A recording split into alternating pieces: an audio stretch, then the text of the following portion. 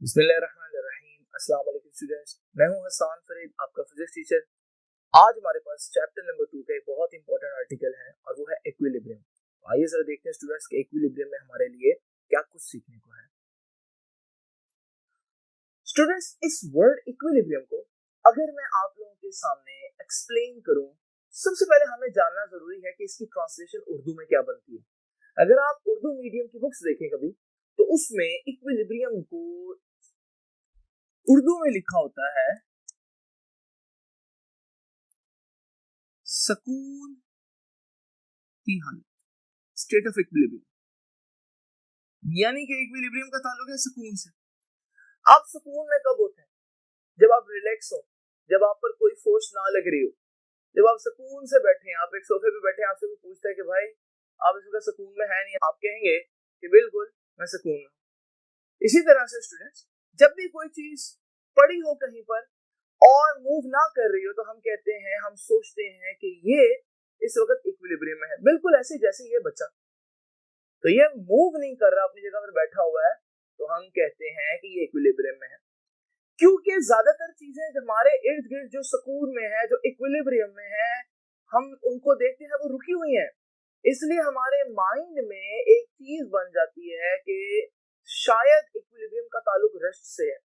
लेकिन स्टूडेंट, जरा इसी बच्चे को देखिए, अब मैं आपको इसकी पूरी पिक्चर दिखाऊं अगर, तो आपको पता चलेगा एक्चुअली में ये बच्चा रेस्ट पर नहीं है, बल्कि ये बच्चा एक मूविंग प्लेटफॉर्म पर है। अब इसका मतलब अब ये मूव कर रहा है। अगर अब ये मूव कर रहा है, तो यहाँ पर आप इससे पूछेंगे भाई क्या आप रिलैक्स हैं, इक्विलिब्रियम में है, तो कहेगा बिल्कुल इक्विलिब्रियम में हूं। लेकिन हम देख रहे हैं कि ये मूव कर रहा है। यहाँ से हमने एक बात सीखी, और वो ये कि जरूरी नहीं इक्विलिब्रियम का ताल्लुक रेस्ट से हो, बल्कि चलती हुई चीजें भी इक्विलिब्रियम में हो सकती हैं। शर्त ये है जब वो चल रही हो तो उनकी स्पीड कांस्टेंट हो। नाउ स्टूडेंट्स, तो मैं कह सकता हूं यहां से हमारे पास इक्विलिब्रियम दो तरह से हो सकता है बॉडीज में। या तो बॉडी स्टैटिक है, रेस्ट पर है, और इक्विलिब्रियम में है। हम इसको क्या बोलेंगे? ये कौन सा इक्विलिब्रियम है? Static equilibrium. और अभी हम लोगों ने देखा कि ये भी हो सकता है कि बॉडी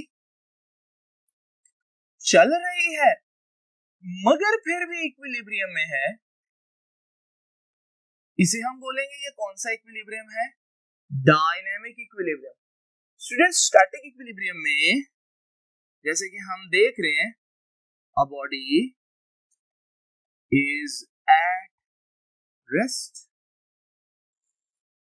और स्टूडेंट्स, डायनामिक इक्विलिब्रियम में हम देख रहे हैं बॉडी रेस्ट पर नहीं है, बॉडी इज इन मोशन नहीं लिखूंगा, is in uniform motion. Body move तो कर रही है लेकिन यूनिफॉर्म मोशन से मूव कर रही है। यानी कि हम कह सकते हैं कि इक्विलिब्रियम के लिए या तो स्पीड का जीरो होना जरूरी है, मतलब बॉडी रेस्ट पर हो, स्टैटिक इक्विलिब्रियम, या फिर बॉडी का स्पीड अगर जीरो नहीं है तो एटलीस्ट स्पीड यूनिफॉर्म जरूर हो। यानी अगर वो 2 मीटर्स पर सेकंड से मूव कर रही है तो फिर 2 मीटर्स पर सेकंड से ही मूव करती रहे। आइए जरा देखते हैं एग्जांपल्स कि स्टैटिक इक्विलिब्रियम में कौन कौन से एग्जांपल्स आ जाएंगे और डायनामिक इक्विलिब्रियम में कौन कौन से एग्जांपल्स आ जाएंगे। स्टूडेंट्स, अगर आप अपने इर्द गिर्द नजर दौड़ाएं तो आपको मालूम होगा कि आपके जो इवन जिस बिल्डिंग में आप रह रहे हैं, वो बिल्डिंग भी तो रुकी हुई है, और वो बिल्डिंग जो है वो स्टैटिक इक्विलिब्रियम में है। इसी तरह से आपके इर्द गिर्द अगर कोई वॉल पर कोई क्लॉक लगी हुई है और रुकी हुई है वहां पर, तो हम कहेंगे ये भी स्टैटिक इक्विलिब्रियम है, रुका हुआ इक्विलिब्रियम है। नाउ स्टूडेंट्स, जब हम बात करते हैं किसी डायनामिक इक्विलिब्रियम की, तो स्पीड कांस्टेंट होना जरूरी है। इसमें एक बड़ी जबरदस्त एग्जांपल आ जाती है पैराट्रूपर। ये पैराट्रूपर क्या होता है जरा देखते हैं स्टूडेंट्स। स्टूडेंट्स आप देखेंगे, कभी आप लोगों ने टीवी पर भी देखा होगा कि हमारे पास पैराशूट पहनकर एक शख्स जंप करता है और वो जमीन पर जब नीचे आता है, जमीन को हिट करने पर भी उसको कोई नुकसान नहीं होता। उसकी वजह ये है कि आमतौर पर जब चीजें नीचे आती हैं तो उनके पास एक्सेलरेशन होता है, लेकिन जब कोई शख्स पैराशूट पहनकर जंप करे तो उसका एक्सेलरेशन कैंसिल हो जाता है। ये क्यों होता है हम चैप्टर नंबर 6 में पढ़ेंगे इसकी रीजन। बट जब वो नीचे आता है वो एक कांस्टेंट स्पीड से ही नीचे आता है। तो यानी कि कांस्टेंट स्पीड है, और कांस्टेंट स्पीड का मतलब क्या होता है? कांस्टेंट स्पीड का मतलब होता है कि बॉडी इक्विलिब्रियम में है, लेकिन चलते हुए इक्विलिब्रियम में, तो मैं कहूंगा ये डायनामिक इक्विलिब्रियम है। तो पैराट्रूपर है डायनामिक इक्विलिब्रियम में। इवन आपकी जो अर्थ है वो भी क्या है? वो भी तो स्पेस में मूव कर रही है कांस्टेंट स्पीड से सूरज के गिर्द। तो इसका मतलब ये भी एक डायनामिक इक्विलिब्रियम है। तो स्टूडेंट्स ये एग्जांपल होगी हमारे पास डायनामिक इक्विलिब्रियम की भी और स्टैटिक इक्विलिब्रियम की। लेकिन स्टूडेंट्स अब मैं आपको एक बात बताता चलूं, स्टैटिक इक्विलिब्रियम एक्चुअली में कोई चीज हमेशा स्टैटिक इक्विलिब्रियम में नहीं होगी। There is no absolute static equilibrium. मिसाल के तौर पर मैंने बिल्डिंग का बोला ना कि बिल्डिंग जो है वो क्या है? रेस्ट पर है। लेकिन अगर कोई शख्स किसी और प्लेनेट से हमारी दुनिया को देखे तो पूरी की पूरी दुनिया मूव कर रही है, और जब दुनिया मूव कर रही है तो वो बिल्डिंग भी क्या कर रही होगी? डेफिनेटली मूव कर रही होगी। तो अब हम क्या कहेंगे कि ये स्टैटिक इक्विलिब्रियम है। किसी और के लिहाज से यही बिल्डिंग रोटेट कर रही है या मूव कर रही है, तो हम कहेंगे ये डायनामिक इक्विलिब्रियम भी है। तो ये स्टैटिक इक्विलिब्रियम में होगा या डायनामिक इक्विलिब्रियम होगा, ये डिपेंड करता है कि ऑब्जर्वर कहां से ऑब्जर्व कर रहा है। नाउ स्टूडेंट्स जरा देखते हैं कि अगर ये कंडीशन और इस कंडीशन को क्या मैं एक ही वर्ड से एक्सप्लेन कर सकता हूं। यानी मैं कह रहा हूं या तो स्पीड 0 है और मैं कह रहा हूं या तो स्पीड यूनिफॉर्म है, तो क्या इन दोनों को एक अल्फाज में बयान किया जा सकता है? बिल्कुल स्टूडेंट्स। अगर मैं ये कह दूं स्पीड 0 या स्पीड यूनिफॉर्म, तो मैं दूसरे अल्फाज में कह रहा हूं स्पीड में चेंज नहीं होना। अगर 0 है तो 0 रहना है, अगर यूनिफॉर्म है तो यूनिफॉर्म रहना है। जब स्पीड चेंज ना हो तो बॉडी के पास एक्सेलरेशन नहीं होता।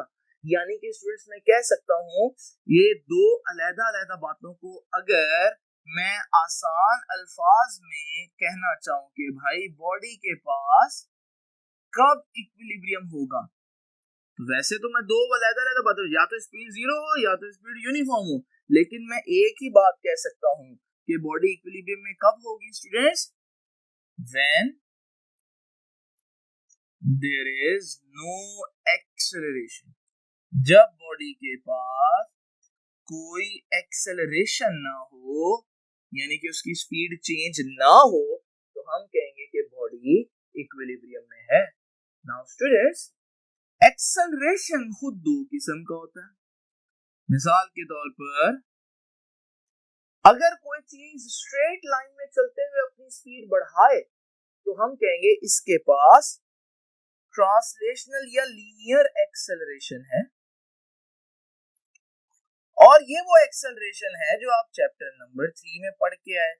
तो अगर आप चाहते हैं बॉडी इक्विलिब्रियम में हो तो आप चाहेंगे उसका लीनियर एक्सेलरेशन 0 हो, लेकिन रोटेट करती हुई चीजों का भी एक्सेलरेशन होता है। मिसाल के तौर पर अगर आप पंखे को ऑन करें तो आहिस्ता आहिस्ता वो स्पीड पकड़ेगा, लेकिन लीनियर नहीं, रोटेशनल स्पीड पकड़ेगा, सर्कुलर स्पीड पकड़ेगा। तो हम कहेंगे कि घूमती हुई चीजों में जो एक्सेलरेशन होता है उसे हम रोटेशनल एक्सेलरेशन कहते हैं। तो अगर मैं ये डेफिनेशन सेट कर दूं, रोटेशनल एक्सेलरेशन को बोलते हैं अल्फा। नाउ स्टूडेंट्स इसका मतलब अगर मैं इक्विलिब्रियम की ये डेफिनेशन करूं कि इक्विलिब्रियम कब होगा? When there is no acceleration, जब बॉडी के पास एक्सेलरेशन नहीं होगा। ये कहां से आई डेफिनेशन? ये इन दोनों बातों को मैंने इकट्ठा कर दिया। तो फिर यहां से इक्विलिब्रियम की दो और टाइप्स निकलेंगे। ऐसा एक्सेलरेशन जो लीनियर एक्सेलरेशन हो वो भी 0 हो सकता है, और ऐसा एक्सेलरेशन अगर रोटेशनल एक्सेलरेशन हो वो भी 0 हो सकता है। अब इन दोनों टाइप्स को हम क्या कहेंगे जरा देखते हैं। स्टूडेंट्स अगर हमारे पास लीनियर एक्सेलरेशन ना हो बॉडी के पास, यानी कि a 0 हो। एक कंडीशन तो ये बन रही है, दूसरी कंडीशन क्या बन रही है कि बॉडी के पास रोटेशनल एक्सेलरेशन ना हो, यानी कि अल्फा 0। नाउ स्टूडेंट्स, अगर हमारे पास बॉडी के पास लीनियर एक्सेलरेशन ना हो, इसे बोलते हैं that body is in translational equilibrium. ये बॉडी अभी भी इक्विलिब्रियम में है, लेकिन कैसे इक्विलिब्रियम में है, ये वर्ड याद रखिएगा, ट्रांसलेशनल इक्विलिब्रियम। और अगर हमारे पास बॉडी के पास रोटेट करते हुए एक्सेलरेशन ना हो, तो फिर हम कहेंगे कि body is in rotational equilibrium. तो अब हम कहेंगे कि बॉडी के पास रोटेशनल इक्विलिब्रियम है। नाउ स्टूडेंट्स, ये हमारे पास दो और टाइप्स हो गई कि ट्रांसलेशनल इक्विलिब्रियम है या रोटेशनल इक्विलिब्रियम है। अगर किसी बॉडी के पास ट्रांसलेशनल इक्विलिब्रियम लेकर आना है तो उसका एक्सेलरेशन 0 करना है, लेकिन ऐसा हम कैसे करेंगे? तो स्टूडेंट्स, हमें देखना पड़ेगा एक्सेलरेशन की वजह या एक्सेलरेशन का कॉज कौन है। तो what are the conditions to produce equilibrium? इसमें बोलूंगा कंडीशंस ऑफ इक्विलिब्रियम। स्टूडेंट्स, अगर मुझे ये वाला इक्विलिब्रियम चाहिए ट्रांसलेशनल, तो मुझे एक्सेलरेशन को 0 करना पड़ेगा, इसके लिए अलग कंडीशन होगी। और अगर मुझे बॉडी में रोटेशनल इक्विलिब्रियम लेकर आना है, तो इसके लिए मुझे उसका रोटेशनल एक्सेलरेशन जो है वो 0 करना पड़ेगा, उसके लिए मुझे अलग कंडीशन चाहिए।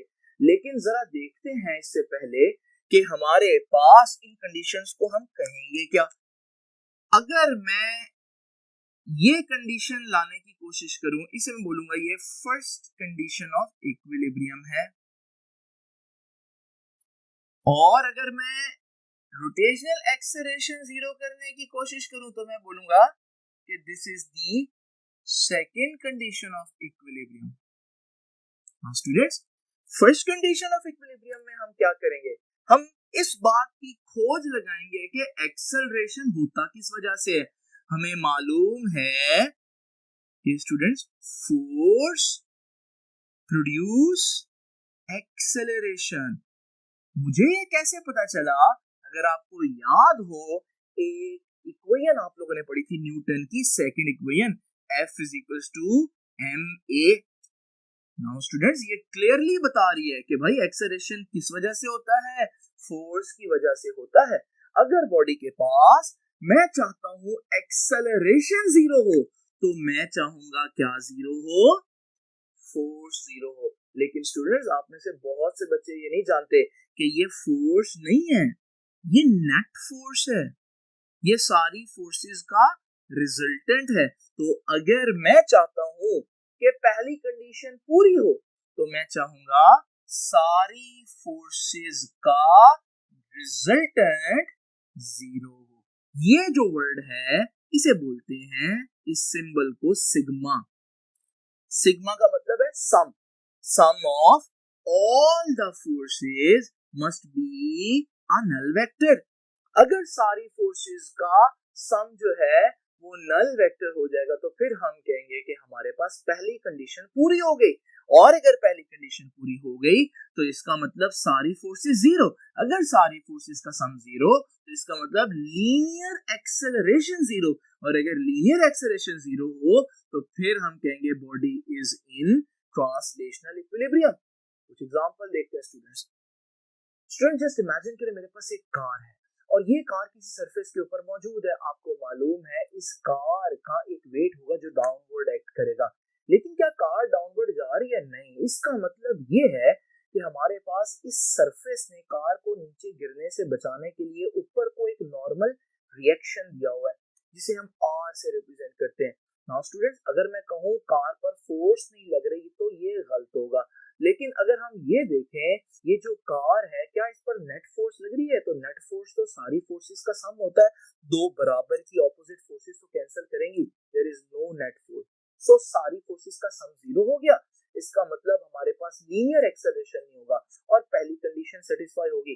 तो मैं अगर आपसे पूछूं कि बॉडी जो है वो कौन से इक्विलिब्रियम में होगी, तो आप कहेंगे कि बॉडी में क्योंकि लीनियर एक्सेलरेशन नहीं है, और जब लीनियर एक्सेलरेशन ना हो तो बॉडी कौन से इक्विलिब्रियम में होती है? बॉडी ट्रांसलेशनल इक्विलिब्रियम में होती है, जैसे कि मैंने भी आप लोगों को ये कंडीशंस बताई।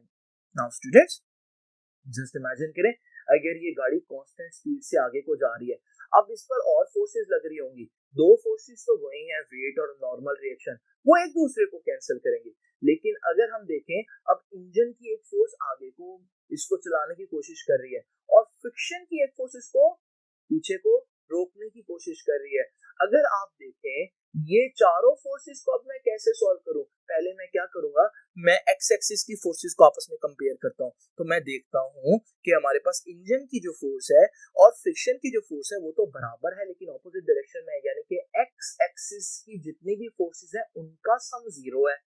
फिर मैं देखूंगा वाई एक्सिस की जो फोर्सेस है, अब वाई एक्सिस की जो फोर्सेस है उनका सम भी क्या है? उनका सम भी हमारे पास जीरो बन रहा है। तो फिर हम कहेंगे कि अभी भी टोटल सारी फोर्सेस का सम जीरो है और हम कहेंगे ये बॉडी अभी भी ट्रांसलेशनल इक्विलिब्रियम में है। लेकिन स्टूडेंट्स, पहले रुकी हुई थी, ट्रांसलेशनल थी, लेकिन क्योंकि रुकी हुई है तो स्टैटिक इक्विलिब्रियम में आएगी। लेकिन अब हम देखेंगे दूसरे केस में हमने देखा वो चल रही है और चलते हुए इक्विलिब्रियम में है, तो हम कहेंगे अभी भी ट्रांसलेशनल इक्विलिब्रियम है क्योंकि स्पीड नहीं चेंज हो रही, लीनियर स्पीड। लेकिन हम कहेंगे कि बॉडी अब जो है वो रेस्ट पर नहीं है, अब ये डायनामिक इक्विलिब्रियम में है। नाउ स्टूडेंट्स, आपने देखा कि अगर हमारे पास बहुत सी फोर्सेस हो तो हम क्या करेंगे, पहले एक्स कंपोनेंट्स को अलग सॉल्व करेंगे और वाई एक्सिस में जितनी भी फोर्सेस है उनको अलग सॉल्व करेंगे। तो मैं कह सकता हूं कि अगर आप कहेंगे फर्स्ट कंडीशन सेटिस्फाइड है, यानी कि सारी फोर्सेस का सम जीरो है, तो हम कहेंगे कि जितनी भी फोर्सेस एक्स डायरेक्शन में है उनका सम भी नल वेक्टर होना चाहिए और जितनी भी फोर्सेस वाई एक्सिस में है उनका सम भी जीरो होना चाहिए। नाउ स्टूडेंट्स, याद रखिएगा तीसरा एक्सिस जेड एक्सिस भी होता है, लेकिन यहाँ पर मैं कैसी फोर्स की बात कर रहा हूँ? कोप्लेनर। कोप्लेनर का मतलब होता है जो एक प्लेन पर हो और उनके सिर्फ और सिर्फ दो कंपोनेंट्स हो, एक्स और वाई। अगर ये 3D वेक्टर होगा तो इसके z कंपोनेंट्स का कैंसिल होना भी जरूरी होगा। नाउ स्टूडेंट्स, याद रखिएगा एक्स एक्सिस में जितनी भी फोर्सेस हमारे पास होंगी, कुछ राइट पर होंगी तो कुछ लेफ्ट पर होंगी। ये बात मैं जुबानी बता देता हूँ कि एक्स एक्सिस में जो राइट पर फोर्सेस होंगी वो पॉजिटिव होंगी, जो लेफ्ट पर होंगी उनको नेगेटिव लेंगे। वैसे कोई रूल नहीं है, आप इनको नेगेटिव उनको पॉजिटिव भी ले सकते हैं, लेकिन हमने एक कन्वेंशन बनाई हुई है ताकि सब एक तरह से काम करें। इसी तरह वाई एक्सिस में जो फोर्सेस अपवर्ड हो वो पॉजिटिव और जो डाउनवर्ड हो वो नेगेटिव होंगे। नाउ स्टूडेंट्स, ये आपने देखा कि फर्स्ट कंडीशन जो हम लोगों ने डिस्कस कर ली। अब जरा देखते हैं स्टूडेंट्स, हम चाहते हैं कि बॉडी रोटेशनल इक्विलिब्रियम में हो, इसकी क्या कंडीशन होगी? पहले तो हमें देखना पड़ेगा रोटेशनल इक्विलिब्रियम क्या है। रोटेशनल इक्विलिब्रियम क्या है जी? लीनियर एक्सेलरेशन नहीं बल्कि रोटेशनल एक्सेलरेशन ना हो। अब स्टूडेंट्स, रोटेशनल एक्सेलरेशन कौन प्रोड्यूस करता है? बड़ी इंपॉर्टेंट लाइन आपके सामने लिख रहा हूं, इसको बड़े ही ध्यान से देख लीजिए। जिस तरह फोर्स लीनियर एक्सेलरेशन प्रोड्यूस करता है, torque produces angular acceleration. Angular acceleration, घूमती हुई चीजों का एक्सेलरेशन। अब ये एंगुलर एक्सेलरेशन, इसके लिए क्या कोई इक्वेशन है हमारे पास? स्टूडेंट्स, ये इक्वेशन मैं आपको यहाँ बता रहा हूँ, लेकिन ये आप पढ़ेंगे चैप्टर नंबर 5 में। जिस तरह से ये इक्वेशन है, इस तरह से एक इक्वेशन है, torque is equal to I alpha. I क्या है इसको फिलहाल छोड़ते हैं, अल्फा देखिए, अल्फा क्या है? Angular acceleration. और कौन प्रोड्यूस कर रहा है एंगुलर एक्सेलरेशन? टॉर्क प्रोड्यूस कर रहा है एंगुलर एक्सेलरेशन। बिल्कुल ऐसे ही जैसे लीनियर एक्सेलरेशन कौन प्रोड्यूस कर सकता? फोर्स। तो इसका मतलब अगर मैं चाहता हूं कि बॉडी में एंगुलर एक्सेलरेशन ना हो तो मुझे इसको जीरो करने के लिए इसको जीरो करना पड़ेगा। ये क्या है स्टूडेंट्स? टॉर्क है? नहीं, जिस तरह से ये फोर्स नहीं है बल्कि नेट फोर्स है, इसी तरह से ये टॉर्क नहीं बल्कि नेट टॉर्क होना चाहिए। स्टूडेंट्स, ये टॉर्क अगर आप समझना चाहते हैं तो मेरा पिछला लेक्चर देखना बहुत जरूरी है, क्योंकि इसमें भी बहुत सी मिसकंसेप्शन होती है। अब जरा देखिए, हमारे पास सेकंड कंडीशन अगर सेटिस्फाइड हो जाती है तो हम कहेंगे कि अब बॉडी में टॉर्क जीरो हो गया है, और अगर हम नेट टॉर्क जीरो कर दें तो नेट टॉर्क जीरो होने की वजह से रोटेशनल एक्सेलरेशन जीरो हो जाएगा। रोटेशनल एक्सेलरेशन जीरो हो जाएगा तो बॉडी जो है इस वक्त रोटेशनल इक्विलिब्रियम में हो जाएगी। तो देखते हैं ऐसा कैसे किया जा सकता है। स्टूडेंट जस्ट इमेजिन करें मेरे पास एक फैन है और ये फैन इस वक्त रेस्ट पर है। क्या इसके पास कोई रोटेशनल एक्सेलरेशन है? हम कहेंगे एक्सेलरेशन क्या होता है? जब कोई चीज अपनी स्पीड चेंज करे। स्पीड तो ये चेंज ही नहीं कर रही, रोटेट तो कर ही नहीं रही, तो रोटेशनल एक्सेलरेशन कहां से आएगा? Rotational acceleration zero. Rotational acceleration कब जीरो होता है? जब टॉर्क जीरो हो। तो हमारे पास हम कहेंगे यहाँ पर तो फर्स्ट कंडीशन सेटिस्फाइड हो रही है, और जब हमारे पास फर्स्ट कंडीशन सेटिस्फाई हो रही हो तो बॉडी कौन से एक्सेलरेशन में होता है? बॉडी कौन से इक्विलिब्रियम में होती है? रोटेशनल इक्विलिब्रियम में होती है। तो मैं इस वक्त कहूंगा कि ये जो फैन है ये रोटेशनल इक्विलिब्रियम में है। नाउ स्टूडेंट दूसरी बात अगर आप देखें, ये फैन रुका हुआ भी है तो ये रोटेशनल इक्विलिब्रियम के साथ साथ स्टैटिक इक्विलिब्रियम भी है, क्योंकि रुकी हुई चीज जो है उसमें जो इक्विलिब्रियम होता है उसे स्टैटिक इक्विलिब्रियम कहते हैं। नाउ स्टूडेंट जस्ट इमेजिन करें इसी पंखे को दोबारा, और ये इस वक्त फुल स्पीड पर चल रहा है। इसका मतलब इस पे दो टॉर्क्स हैं इस वक्त। पहला टॉर्क कौन सा है? पहला टॉर्क है जो करंट इसको घुमाने की कोशिश कर रहा है जब आपने इसको करंट दिया। अब ये जो करंट की वजह से टॉर्क है स्टूडेंट्स, अगर हम राइट हैंड रूल से देखें, अगर करंट इसको इस डायरेक्शन में घुमा रहा है तो इसका जो ये टॉर्क होगा ये अपवर्ड होगा। और अगर हम दूसरा टॉर्क देखें, इस वक्त हमारे पास एक फ्रिक्शन का भी टॉर्क है। फ्रिक्शन इसको रोकने की कोशिश कर रही है, यानी ऑपोजिट डायरेक्शन में इसको रोटेट करने की कोशिश कर रही है। ये जो टॉर्क है ये ऑपोजिट डायरेक्शन में होगा। अगर आप दोनों टॉर्क्स को देखें तो दोनों टॉर्क का सम कितना हुआ? जीरो। यानी अभी भी sum of all the torque zero है, और जब sum of all the torque zero होगा तो हम कहेंगे बॉडी में रोटेशनल एक्सेलरेशन जीरो है। और रोटेशनल एक्सेलरेशन जीरो हो तो हम कहते हैं कि बॉडी इस वक्त सेकंड कंडीशन को फुलफिल कर रही है। तो इसका मतलब बॉडी में कौन सा इक्विलिब्रियम है? बॉडी में रोटेशनल इक्विलिब्रियम है। नाउ स्टूडेंट्स ये भी रोटेशनल इक्विलिब्रियम है, लेकिन अभी बॉडी रुकी नहीं हुई, चल रही है, लेकिन कांस्टेंट स्पीड से रोटेट कर रही है। तो हम कहेंगे रोटेशनल इक्विलिब्रियम तो है, लेकिन साथ साथ ये डायनामिक भी है।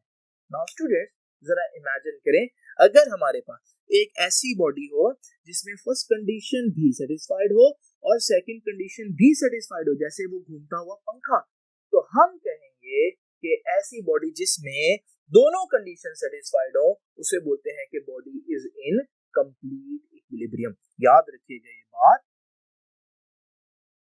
when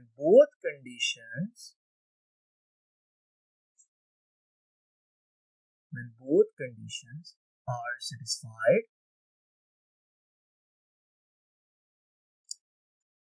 body is said to be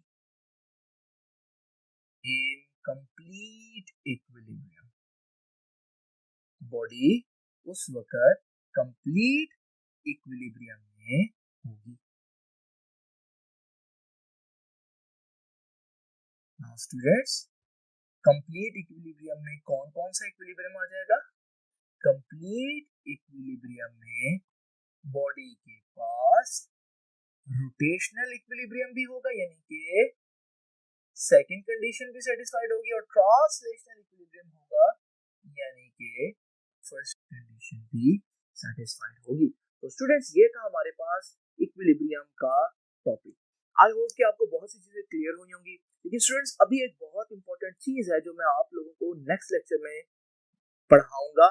आपको मालूम है कुछ वर्ड्स हैं बड़े important, centre of gravity, centre of mass. बच्चे इसमें बहुत कंफ्यूजन का शिकार रहते हैं। ऑल्दो इनको बहुत ज्यादा डिटेल में डिस्कस नहीं किया बुक ने, लेकिन इनका जिक्र न्यूमेरिकल में शॉर्ट क्वेश्चन में बार बार आएगा। तो मैं एक छोटा सा आर्टिकल एक और लेक्चर दूंगा नेक्स्ट लेक्चर, जिसमें मैं इन टर्म्स को डिस्कस करूंगा और इनकी एप्लीकेशंस और इनके फायदे क्या हैं वो भी डिस्कस करूंगा। तो वो भी आप लाजमी देखिए, क्योंकि उसके बगैर आपका ये इक्विलिब्रियम का कॉन्सेप्ट भी कंप्लीट नहीं होगा। आपसे मुलाकात होगी नेक्स्ट लेक्चर में, तब तक के लिए अल्लाह हाफ़िज़।